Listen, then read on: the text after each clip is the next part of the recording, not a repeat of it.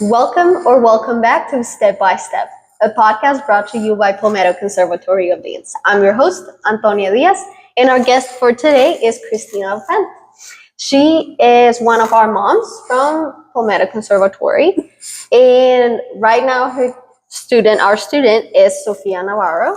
She's a pre-professional student with the school, and we wanted to have another type of episode today, one where we have a guest that is not a dancer, not involved in the stage part, but in everything else, a whole universe that is behind dancing. How are you, Christine? Very good. Thank you so much for having me. Of course. And I think it's only fitting that we go ahead and start and ask you, how did your journey with dance begin? How Sophia's journey began with dance? My journey as a dance mom. Well, Sophia was only 2 years and a half when she started dancing.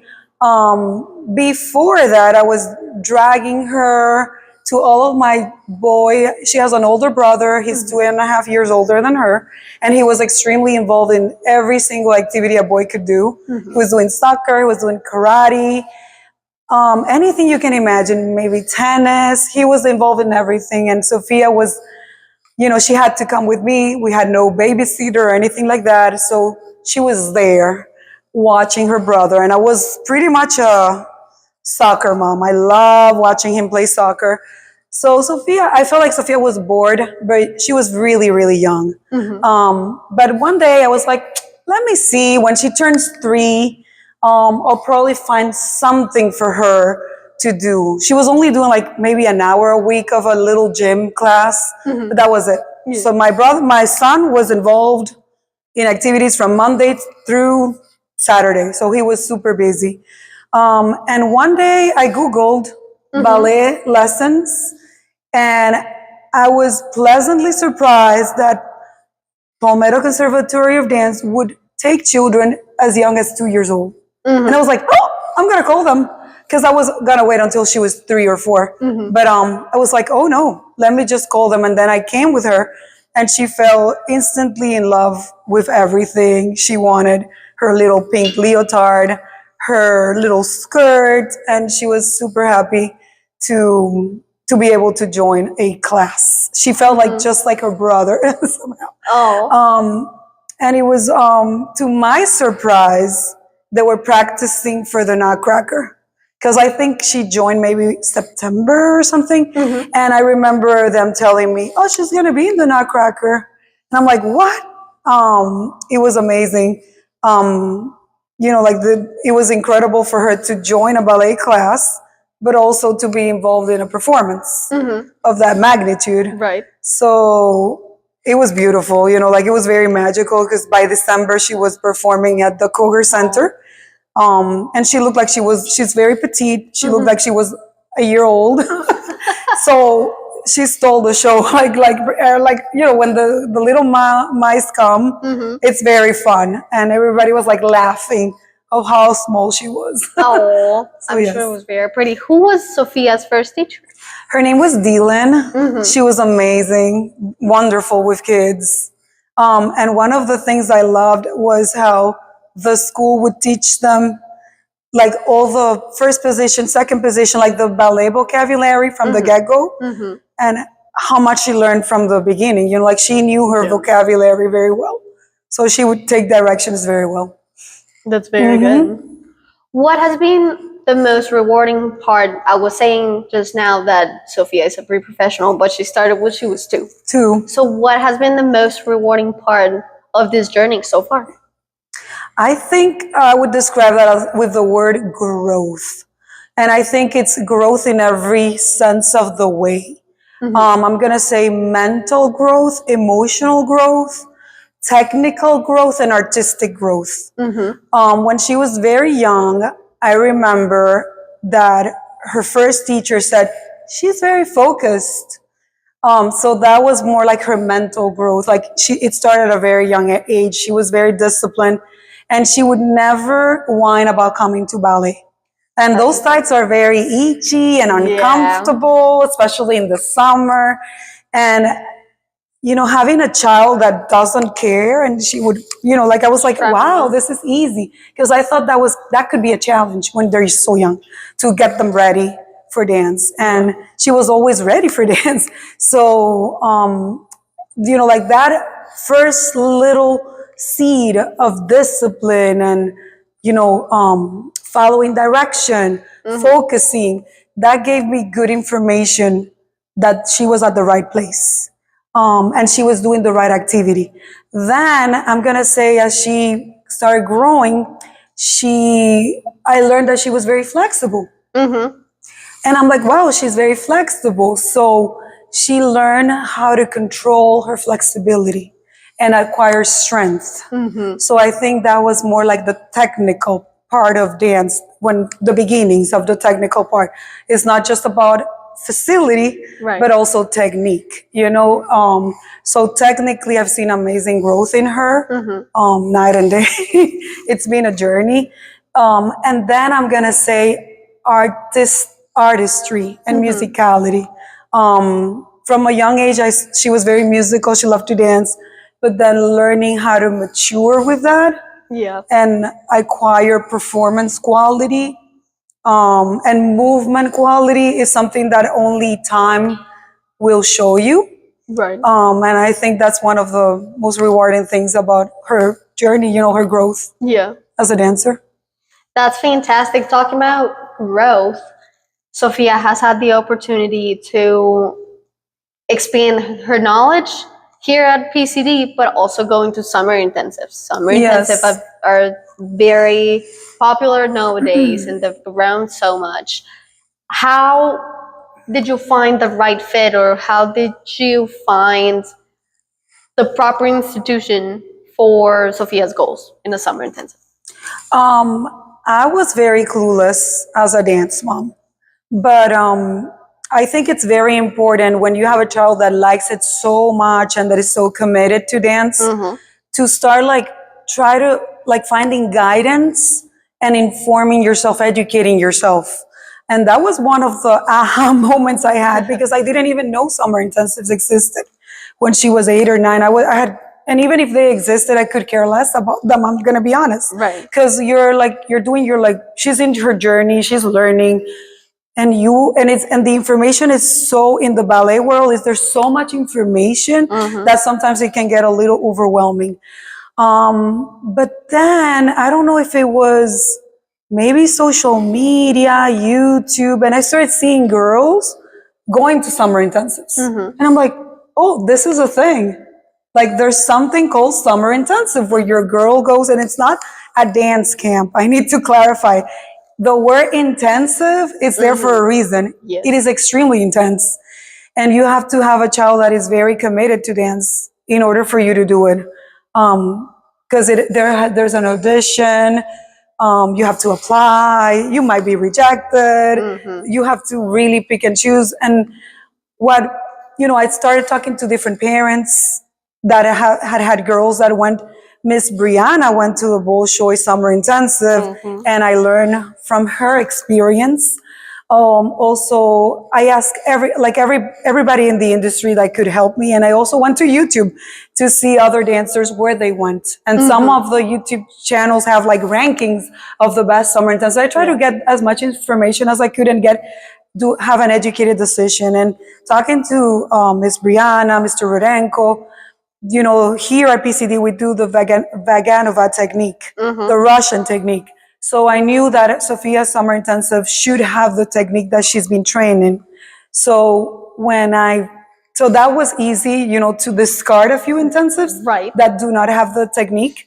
And then when I saw Bolshoi, I was like, wow, this is extremely prestigious. Yeah.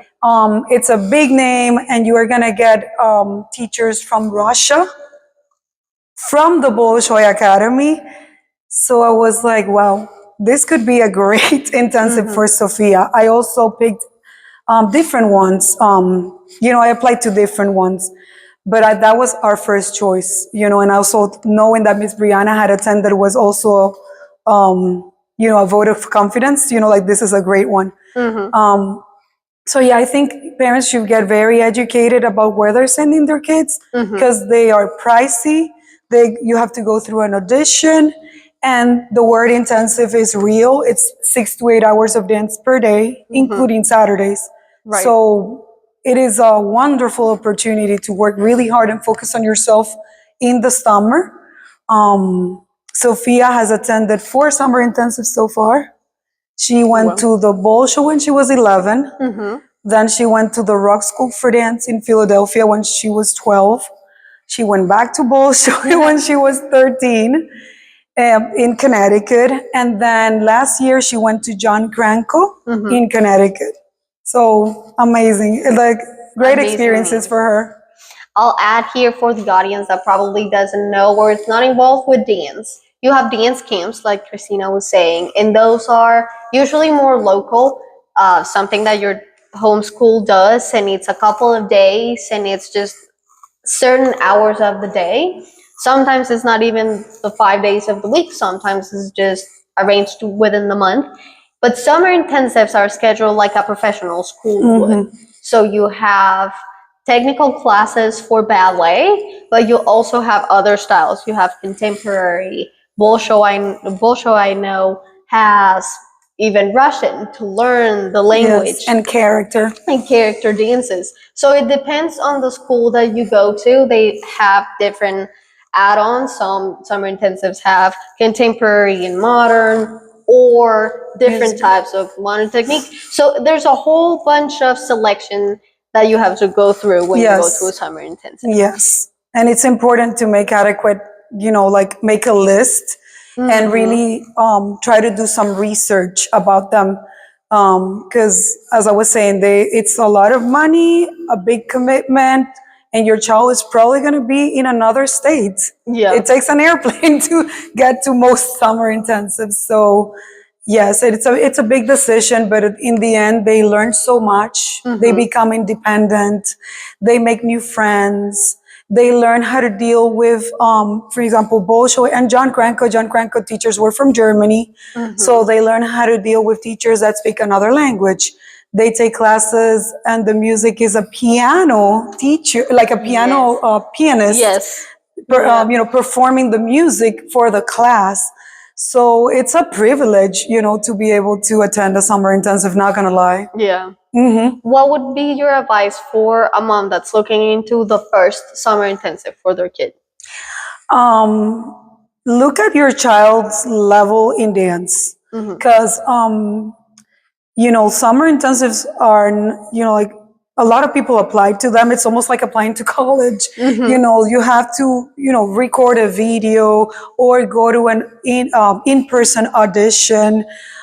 You need to be prepared even to be rejected sometimes. It's part of it, part of the game. You have to consistently put in the application everything they ask. Don't not leave anything out. Because if they don't see a complete application, you will not even be seen, just like college. Right. And also see the level and what your child can handle. Because usually they're 3 weeks and up. It's very hard to find summer intensives that are only 2 weeks. And you're going to be away from home. So you need to really know your child and see if they have the maturity and emotional confidence to be out of the home for such a long time and take such a rigorous program. But I think there's an array of summer intensives. Yes. So if you have a younger child and you don't want them to go so far, you might find a 2-week program for, to start and then build from that. Sophia is at the point that she wants to go to a 4-week one, and even more, but it has taken her 4 3-week summer intensives to say, oh, I think I can handle more weeks, That's good. So it depends. Very good. To wrap up this section of summer intensive, how has been that experience? Because it goes beyond the training for Sophia. It is beyond the training, yes. How has that been for you two this past 3 experiences with the summer intensive? They are all different because you never know like the kind of roomie she's gonna get. She's been very lucky so far. The roomies she's had were great. the friendships. Mhm. But I think one of the great things for Sophia has been meeting different girls from different parts of the world and different states. Right. And now, when they apply to a summer intensive, they have group chats Mhm. and they text, "Are you gonna go to this one? Are you applying to ABT? Are you doing Harriet? Are you doing Ellison? Are you doing John Cranko?" Like and sometimes you might have the luck of having friends in the same summer intensive you went 2 years ago. So it becomes like a network of dancers and girls that are very committed. Mhm. So it's very beautiful. When she went to John Cranko, she knew like 5 girls from different awesome. summer intensives. So it's beautiful. Also, technically, Mhm. you're so focused on your craft and on yourself Mhm. for so many weeks that you come back stronger. It's inevitable. Yes. It is inevitable. Like you're not gonna go to a place not to learn Mhm. and not to, try to improve. Every girl Absolutely. that goes to a summer intensive, they all have like different objectives. Yeah. Some of them want to get better with their turns. Some of them, they just want to, take full advantage of the whole thing. Like everybody has an objective, but I think most of those objectives are met when you're done. Even if the experience was rocky, Yeah. it doesn't matter. You're always going to find something good out of them. It's inevitable. Like, True. whether the teachers pay so much attention to this person Mhm. or to you, like, it doesn't matter. Like, you are getting, if you go to a good one, of course, Mhm. you're getting state of the art training. Correct. And it's on you. You need to take advantage of the Absolutely. amazing opportunity. And even if they say, "Oh, it was fine," when you see them come back, you're like, You see "Fine." the difference. Yeah. You are doing so much better. Yes. I remember watching Sophia, looking at, they do like some kind of recital at the end of the intensives, and I always see improvement. It's inevitable. Yeah, and as teachers as well, I am one of Sophia's teachers, and it's always good for us that another teacher sees them for a while because we've seen them all year. So especially during the summer, it's great that they can peek with somebody else, that they can go and put in the work, and sometimes hear the same things, but in a different voice from somebody Yes. else, from state of the art trainers. Yes. They can give so much more Go so much more. and help so much more to our own Yes. process back home. So that is fantastic. Sometimes they don't even realize how good they're getting. But sometimes you get those texts like, "I was able to do, I don't know, Yeah. like whatever, these fuertes." And I was like, and then she records herself maybe in between classes, and you're like, "Oh, you were Yeah. able to do that? That's amazing." But sometimes they don't even realize how the great training they're getting. Yeah. Sophia has always said, "My teachers are great. My teachers are great." In the summer intensive, she has never had like horrible, like bad teachers. That's good. Like the teachers are always amazing. That's just you've Yeah. done a good research. for sure. Yes, they're good. They're good. Now let me swap, because even though dancer life is involved with a lot of dance, there's more. Yes. There's so much more in their kids. So Yes. balance has to be met. How do you meet that balance between, of course, having to meet your expectations as a dancer, but also having to do school and having just a personal life?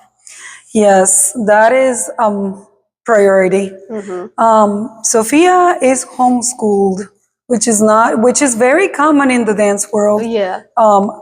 It's getting very common because dance requires a lot of hours.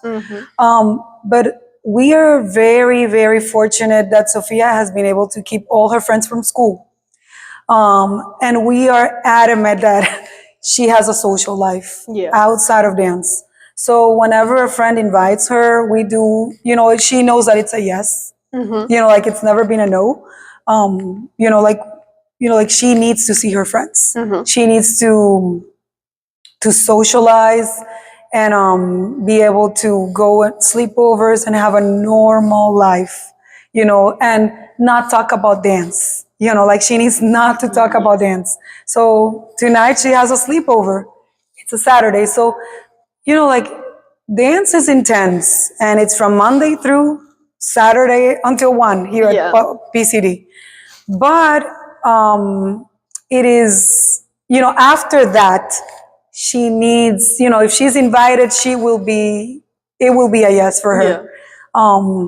And it is so important that she does whatever a girl her age does. TikToks, gossip, makeup, her hair, go shopping.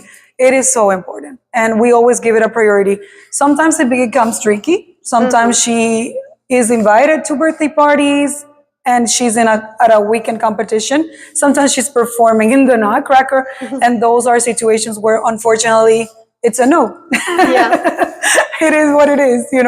And sometimes she's invited, let's say on a Friday, to a game.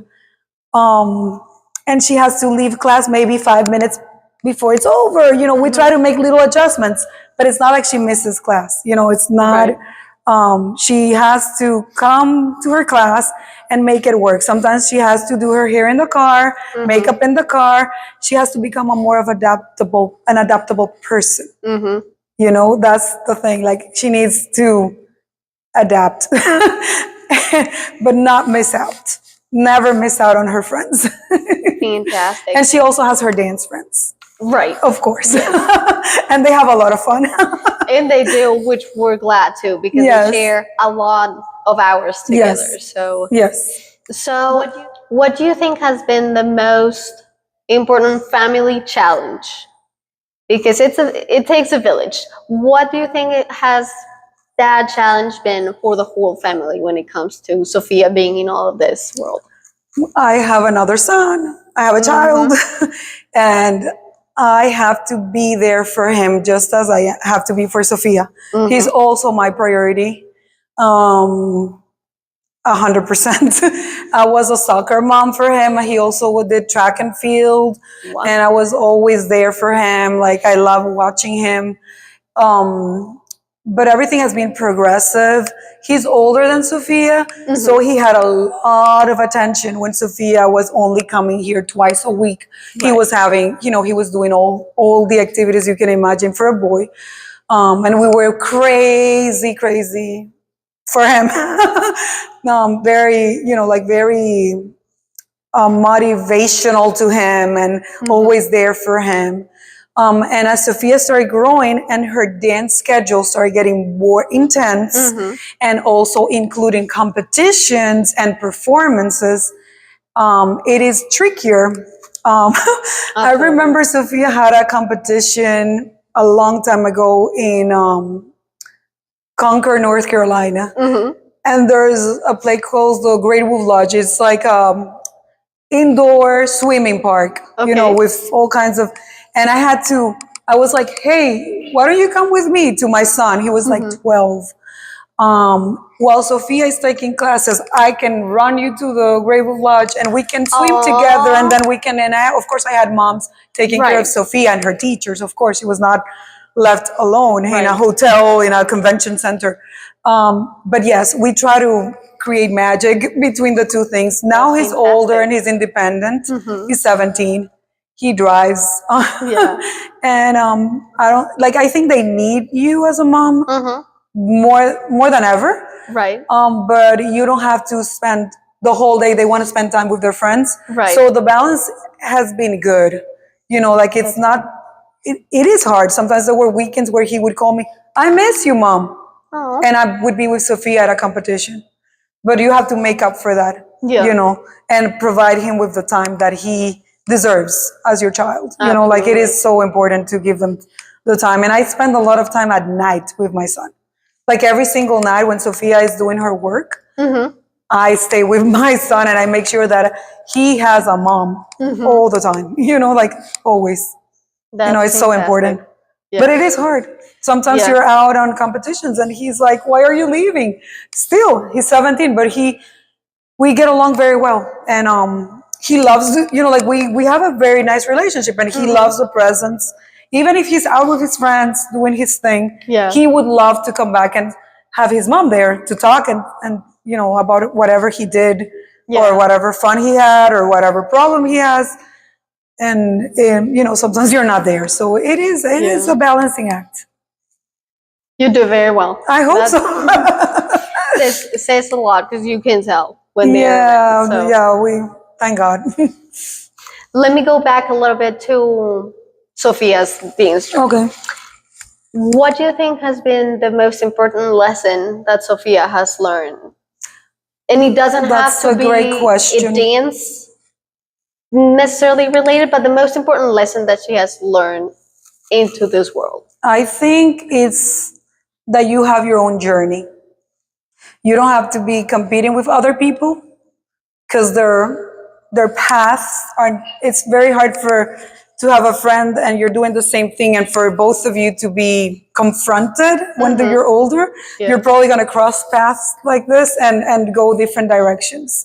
So if you're focusing on somebody else, you're focusing on them. You're not Right. focusing on yourself, and you're neglecting yourself.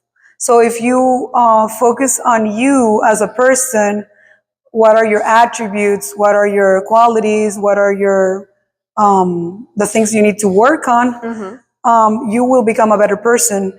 You also will become a better dancer. So like I think it's like follow your journey. Like your journey is so different from everybody else's. Yeah. So if you focus on yourself and you go to a competition or you do a performance and you're focusing on your craft, on your musicality, on your artistry, your technique, nobody can take that away from you, especially your training. If you focus on your training, nobody can take that from you. That's your training, your path, your life. So don't compare yourselves to others because you're only harming yourself. There's always going to be a lot of people that are 10 times better than you and people that are working on themselves. So keep reaching for the stars, keep reaching for more, but be look inside of yourself and say, okay, what do I need to get better, instead of like, what is she doing? And if you want to see other people that are more advanced than you or at a different path, it's also a beautiful inspiration. Like if you see other people as inspiration, then that's healthy and nice. Like it's always nice to look up to a professional dancer or a girl that is a little older than you, that is doing things that you might want to do in your life, but see it as an inspiration, not as I won't be able to do that ever. Right. I don't think I'm good enough. That's self-destructive. That's not good. Yeah. Or try to, and also learn from mistakes, learn from failure, understand that this is not just about about you winning, like sometimes you're not going to win, sometimes you're going to be rejected, Yes. sometimes you're going to fail horribly on stage, sometimes you're going to fall on stage, that can happen. And I think learning from that and learning that this was just one little pebble in the path of your journey, it's a great thing, and it's important to learn from your mistakes and learn from your failures, because that's the only way you're going to grow. That's true. Like if everything is perfect, when you're rejected in the dance world, in the real world, or when, not even in the dance world, in the professional world, you're not going to be able to take it easily. And if you have had moments of failure in every step, like at any age group you've had, like being a child, being a teenager, and being a pre-professional, you will be able to see, oh, that happens. Yeah. That happens. I'm not perfect. Correct. So That's I a very think, important lesson. yes.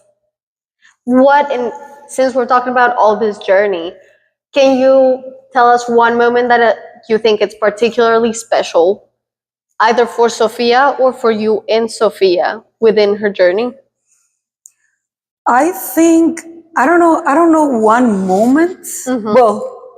Well, there are many moments, and that's the problem. Like every age or fragment of her life has been enriched with beautiful moments. And I feel like it's more like when she sets a goal and then she's able to see, wow, I was able to do this. It's incredible. So going from the first time she stepped on a stage by herself doing her solo, that was like emotional for me, and also eye-opening for Sophia, that, oh, well, I can do this. And then little by little, like For example, when, with the first time she competed, she didn't place, she didn't get anything, but it was beautiful and it was a Yeah. beautiful experience. But then working harder and harder and harder, and then being able to, wow, I made it. I Yeah. got something. I got an award. So that's very rewarding. But I think in Sophia's heart, when she was Clara for the first time, I think that's you cannot, Yeah. that's that was a magical moment for her. And like the first time we went to see her Right. was like, like it's a dream. Yeah. It's a dream. I remember when she was little talking about wanting to be Clara. Right. And sometimes it felt like she felt like I'm never gonna be Clara. And then being able to achieve that was amazing, And also the being able to the confidence you get with time. Yes. Yeah. With time, like being able to feel comfortable on the stage. Well, not. I don't think you're ever 100% comfortable. Correct. From what she Yeah. tells me, but being able to become more artistic and more of Yeah. a performer, like that has been extremely rewarding when I see her artistry and performance quality. Yesterday, actually, Dina sent me some critiques from her last competition where she plays really, really nicely, very high. And for me, more than the placement is what the judges have to say. And I look back and I'm like, wow, like what a journey for her. Right. From the first critiques when she was Yeah. 9 with her first solo, which were lots of corrections, to now you see the judges praising her and telling her like, I am amazed by you're doing such a good job with textures and dimensions and using that vocabulary. When they're little, they're like, oh, you need to work on those transitions. Yes. And suddenly you're here like, I love how you transition to the floor. I love the textures you're adding. I love your artistry. I love your, your performance quality, your movement quality. You're like, wow. Like it's been a journey. Like I'm saying, like it's incredible when you are, like it's incredible when you see that and then you get this after years of work. It doesn't happen overnight. That's true. It's years and years and years of sacrifice and work. But definitely Clara. I'm sure. I thought that would be one of them. Yes. But that is definitely a milestone. And as we speak of course, the hard work that takes all these beautiful moments into existing, what are your thoughts on all those teachers, all that training that Sophia has had? Oh, yes. A good part of it has been here, but overall, what has been that in your thoughts? Well, one of the magical things that has happened in her life, in her journey, has been that Brianna was her teacher when she was 4, I think 4. So now she has her. Well, she has had her for years now, right? But she has her as a young, like a little toddler to a child, and now a teenager that is a pre-professional. So it's like an incredible journey of the two of them together. When she was 4 and started working with Brianna, she loved every moment of it. Like she never. Like as I told you, she never whined about coming to dance. But Brianna and her clicked very well. Like Brianna knows how to read children very well, and she's an amazing teacher. And she knew that Sophia, she knew the little performance quality that she has, and she was very sassy. And instead of like shutting it down, she would use it at the right moments. Like when she was teaching her class, it was class. But then at the end of the class, she did an across the floor, and she called it the Sassy Sophia. I remember this. And that was very fun for Sophia and all of her friends. They would do the Sassy Sophia, and it was like freestyle going across the floor, and they would all express themselves in a free way. And I think that was very nice. And then as Sophia grew and she started taking classes with Brianna, she would say goodbye to Brianna like the sassy Sophia. Yeah. She would just do, if she did a grand jeté or so she'd work on something, she would do a grand jeté and then throw her a kiss and then do a vow, like, thank you, Miss Brianna. So it just, and now of course she's older and I think she has to respect Brianna a little more. But I think it's been a beautiful full circle journey of the two of them, in all the different stages of Sophia's life, having her as a teacher. And she has grown incredibly, like technically it's night and day, Yeah. working with her. But at the same time, having you as a teacher is very special, extremely special. You're always, I think all the girls always talk the most beautiful things about you. You're an amazing teacher. You're very human as a teacher. And I think you understand them very well. And you know when they're tired, you know when they need more, when you know when they need to be pushed. And I think they see that very human side with you, like you understand them. I think you're also young and you went through that yourself. I also love that they are getting a very complete dance. How do you say that? They're getting a lot of genres. Right. So they're becoming well-rounded dancers because they do tap, they do ballet is their focus, but they also do contemporary. Right. Isa has been an amazing addition to the classes. She's such a great contemporary teacher. And it's important to have contemporary in their dance training. Because when you go to ballet competitions, you have to perform a contemporary solo. So it has to be a part of their training. Absolutely. And also now Miss Lorena, she's also a ballet teacher. She's an amazing ballet teacher. But she brings the sassiness that was needed. Absolutely. To, shake everything up. And now she's bringing Latin rhythms to the table. And I think it's so good because it breaks with ballet, it breaks with contemporary, it breaks with tap, but at the same time, having the technique from those classical genres and applying your good technique and your good, ground, being grounded and being straight, knowing how to carry yourself. Right.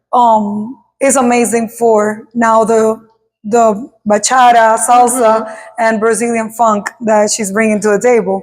I'm gonna say that Sophia loves Sophia loves those classes. Oh my God, and I think most of the kids are very happy about them.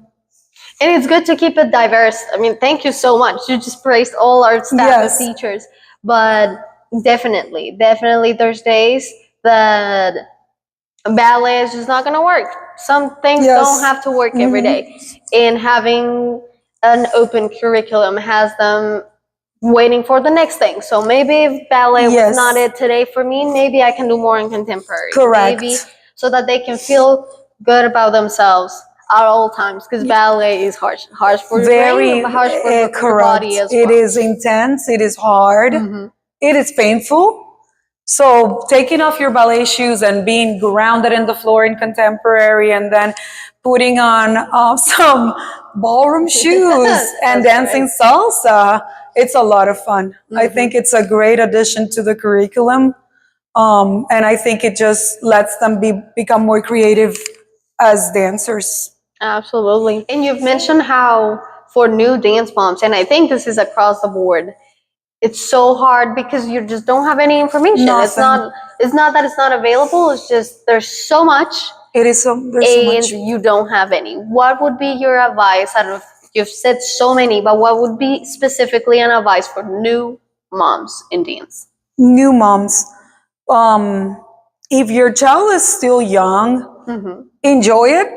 Yes. But always try informing yourself, not in a competitive way or intense way, because that is not good for the child.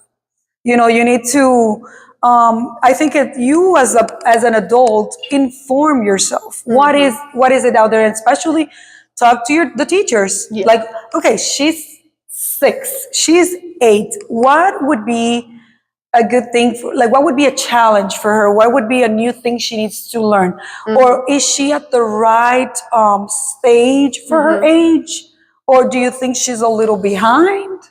Is she paying attention? Like, ask the Yeah. right questions, because sometimes when you know, then you know what to do. Yeah. And you're like, okay, maybe she should take an hour a week for a private.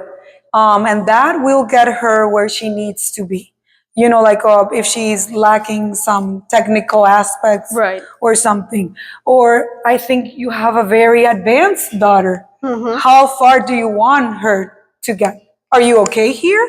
Or do you want her to explore new things? Right. So I feel like it's the communication between parents and teachers is instrumental. But at the same time, be mindful that the teachers are busy. So try to find time when the teachers are available to have these conversations. I think the mid-year is kind of good because they already had, beginning of the year, I don't know, Right. maybe. Yeah. But mid-year it's great because you have seen, you've already seen them perform. You probably, you pick them up, you can, whatever. Yeah. But then the end of the year, it's also crucial because the summer is there. They can advance a lot in the summer, focus on themselves.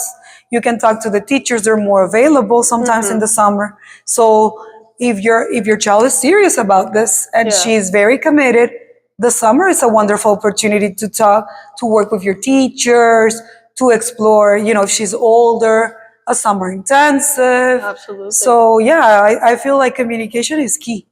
Communication is key because sometimes the parents are waiting for the teachers to talk to them, but the teachers are very busy and they have so many students to take care of. So it's also good, like if you have a child that is very committed and loving this, to maintain that channel of communication. Absolutely. Yes. Fantastic. And I'm heading to the last question, and I'm very curious about your opinion because we've only had dancers answer this question, and I still wanted you to answer. Okay. What is your favorite dance step? Whoa, I don't know the vocabulary yet. That's okay. You describe it to I me. know and some vocabulary, but I'm gonna say I love jumps. I love the grand jeté. I absolutely love it when you oversplit. It's beautiful. I also love, when you go to when you see, for example, the first dancer do the 32 fuertes. Yeah. It's always impressive, like in Swan Lake and things like that. I love it. But more than a dance move, the things that I like the most when I see a performance is suspension. When you hold the leg very high, and you allow yourself some time to show off a little and then let it down, is like the textures that you as an artist include in your performance. Right. It's like, to me, extremely moving when you see the facials or the quality of the movement like that. It's not, oh no, she lifted it like, wow, impressive, and then she let it down super fast. No, but when that dancer is showing herself, like moving you, and you're just in the audience, you're like, oh, wow. Like that was incredible. I love that answer. Thank you so much. I was very thrilled to have you be our first non-dancer because Very I feel honored. like dancers, we need to hear sometimes more what's happening outside. It cannot all be in the studio, and that's for students, that is for teachers, that is for professional dancers. If you step out and hear somebody that it's not 24/7 in your craft, you can learn so much. You can see what the world is looking out there. We tend to, and this is something that my mom used to say, you live in a bubble and you have to step out of the bubble sometimes because 100%. there's so much that can be helpful. Yes. You can go back to it, but you don't have to completely isolate yourself from everything else. Correct. Because it will not benefit you in the long run. Yes. So thank you so much for being on our outside Thank of the you bubble for having me. episode. And I hope I can have you again soon another For time. sure. Thank you so much for having me. It was a pleasure.